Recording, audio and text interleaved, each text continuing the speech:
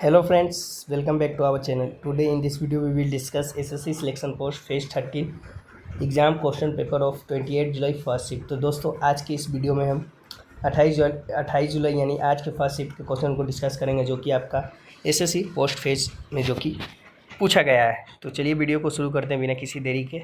इसका जो लैंग्वेज रहेगा आपका बाइलिंगुअल यानी हिंदी इंग्लिश दोनों लैंग्वेज में देख ही सकते हैं आप लोग। तो चलिए बाकी वीडियो को स्टार्ट करते हैं। और जो फर्स्ट क्वेश्चन है कि which is the busiest railway station in India in the term of number of passenger, यानी भारत में यात्रियों की संख्या के हिसाब से सबसे व्यस्त रेलवे स्टेशन कौन सा है। तो आपका हावड़ा जंक्शन अगर ऑप्शन में दिया गया होगा तो राइट आंसर हो जाएगा। The busiest railway station in India by passenger traffic is Howrah junction. The station is located in West Bengal and serves over 1 million passenger daily, यानी भारत में यात्रियों की संख्या के हिसाब से सबसे व्यस्त रेलवे स्टेशन हावड़ा जंक्शन है। यह स्टेशन पश्चिम बंगाल में स्थित है और प्रतिदिन 10 लाख से भी ज़्यादा यात्रियों को सेवा प्रदान करता है।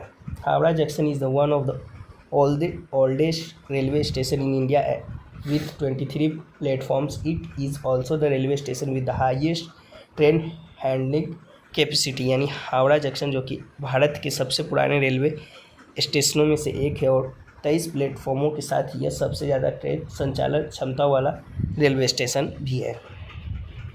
चलिए नेक्स्ट क्वेश्चन की ओर बढ़ते हैं। नेक्स्ट है आपका what are the article related to parliament, यानी संसद से संबंधित अनुच्छेद पूछा गया होगा तो आपका आर्टिकल 79 जो कि राइट आंसर हो जाएगा। According to the Indian constitution the parliament has 3 organs, the president, the Lok Sabha and the Rajya Sabha. Article 79 to 122 under part 5 of The Constitution deals with the formation, structure, duration, official procedure, privileges, and power of Parliament. The Parliament of India can have a maximum of 802 members, 552 in the Lok Sabha and 250 in the Rajya Sabha।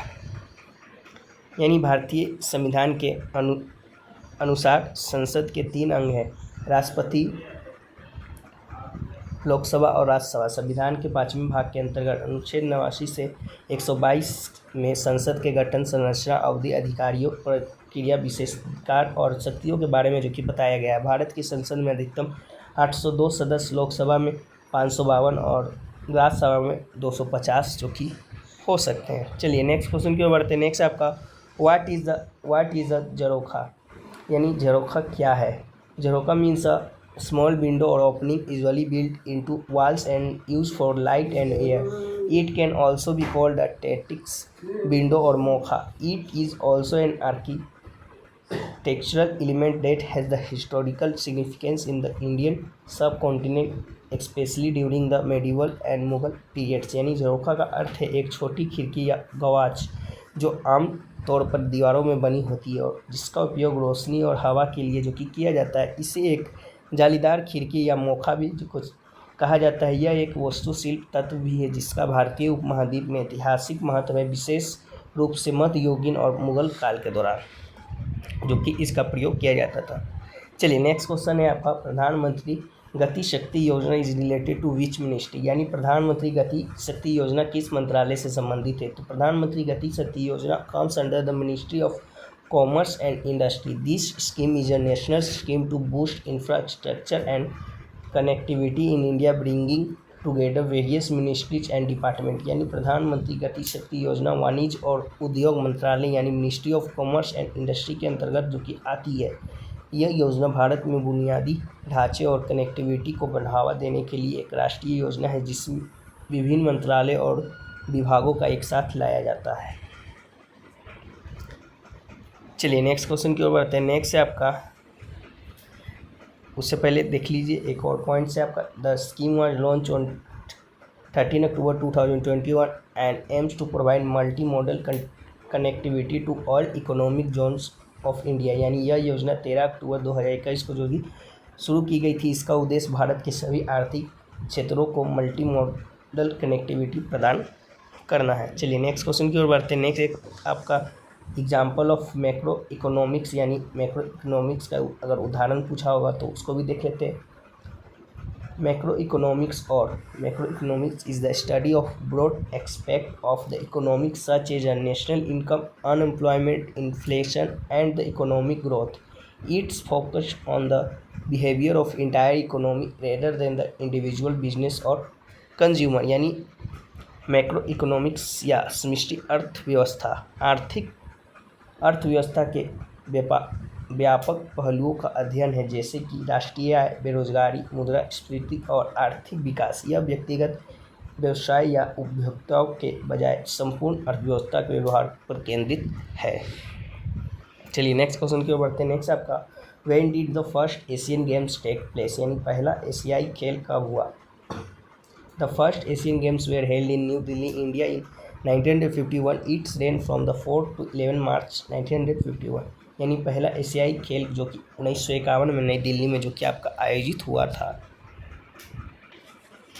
चलिए next question की ओर बढ़ते हैं। Next है आपका who connect the governor and the cabinet, यानी राज्यपाल और मंत्रिमंडल को कौन जोड़ता है। The chief minister links the governor and the cabinet, यानी the governor appoints the cabinet on the advice of the chief minister and the chief minister heads the state government coordinate between the governor and the cabinet, यानी राज्यपाल और मंत्रिमंडल को मुख्यमंत्री जोड़ता है।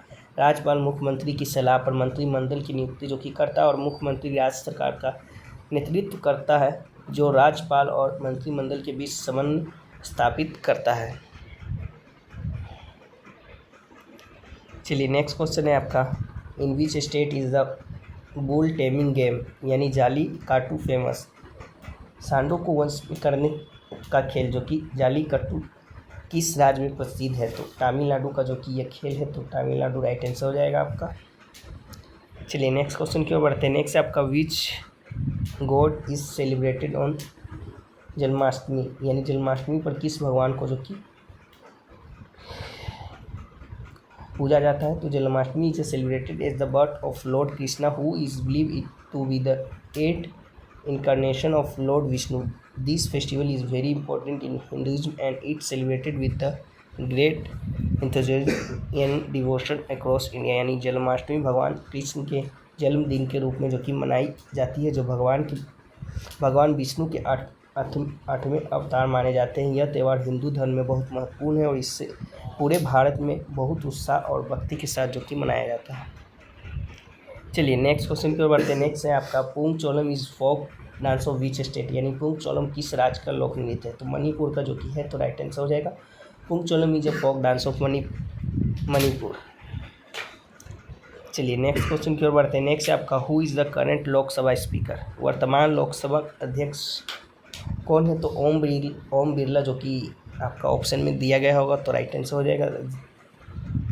चलिए नेक्स्ट क्वेश्चन की ओर बढ़ते हैं। नेक्स्ट एक आपका what is the Amrit related to, यानी अमृत किससे संबंधित है। तो अमृत मिशन के बारे में जान लेते हैं। तो फुल नेम आपका क्या है, Atal mission for rejuvenation and urban transformation. Main objective of the mission की बात कर ले तो ensure ability to tap and sewerage connection with assure water supply to every हाउस होल्ड, increase urban amenities by developing greenery and well-maintained open space such as parks, reduce pollution by adopting public transport or electric transport, and the creating facility for pedestrians and bicycle path. Launch की बात कर ले तो 25 जून 2015 को जो कि launch किया गया था नोडाल मिनिस्ट्री के अंतर्गत, यानी ministry of housing and urban affairs के अंडर में। सिटीज़ कवर की बात कर ले तो this mission include 500 selected cities and towns. चलिए नेक्स्ट क्वेश्चन की ओर बढ़ते हैं। नेक्स्ट आपका what is the PM Jan Dhan योजना। पीएम जनधन योजना क्या है। तो प्रधानमंत्री जनधन योजना was launch on August 28, 2014।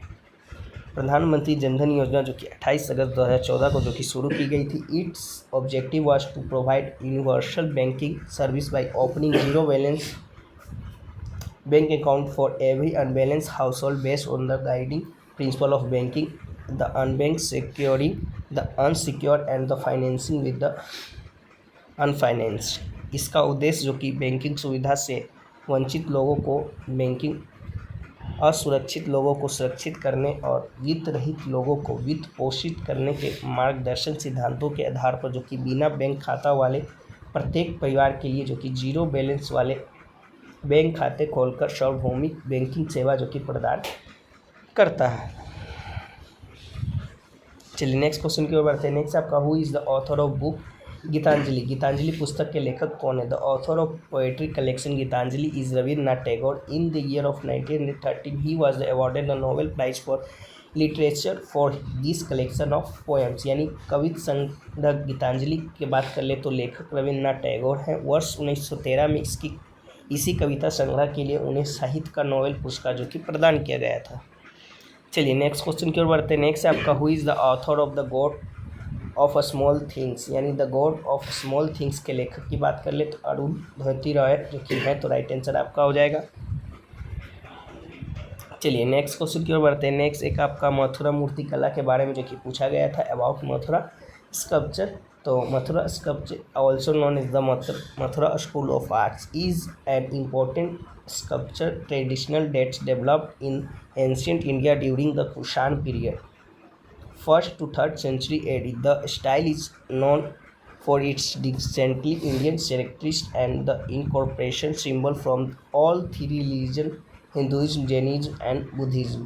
Mathura मूर्ति कला की बात करें जिसे मथुरा कला शैली भी कहा जाता है, प्राचीन भारत में कुषाण काल 1ली से 3री शताब्दी ईस्वी के दौरान जो कि विकसित हुई थी। एक महत्वपूर्ण मूर्ति कला परंपरा है। ये शैली अपनी विशुद्ध भारतीय विशेषताओं और तीनों धर्मों हिंदू धर्म, जैन धर्म और बौद्ध धर्म के प्रतीकों का जो कि शामिल करने के लिए जो कि जानी जाती है। चलिए नेक्स्ट क्वेश्चन की ओर बढ़ते हैं। नेक्स्ट एक आपका इंग्लिश से पूछा गया था कि बेलिजेरेंट का जो कि स्पेलिंग जो कि आपसे इसका करेक्ट स्पेल्ड जो कि पूछा गया था, तो BELLIGERENT जो कि आपका करेक्ट स्पेल वर्ड जो कि आपका हो जाएगा। इसका अर्थ है युद्धकारी या आक्रामक जो कि इसका अर्थ है, तो राइट आंसर आपका देख लीजिए ये हो जाएगा। तो ये रहा क्वेश्चन जो कि आज के फर्स्ट शिफ्ट में पूछे गए थे। बाकी और भी जीके जीएस के काफ़ी क्वेश्चन छूट गए तो उन्हें हम जो कि पीडीएफ में शामिल करके आपको 9th तक पीडीएफ इसका जो कि free of cost Telegram channel पे प्रोवाइड करा दिया जाता है, तो वहाँ से भी ज्वाइन होकर पीडीएफ आप लोग रीड आउट कर सकते हैं। बाकी चलिए फिर मिलते हैं किसी और नेक्स्ट वीडियो में, तब तक के लिए जय हिंद जय भारत।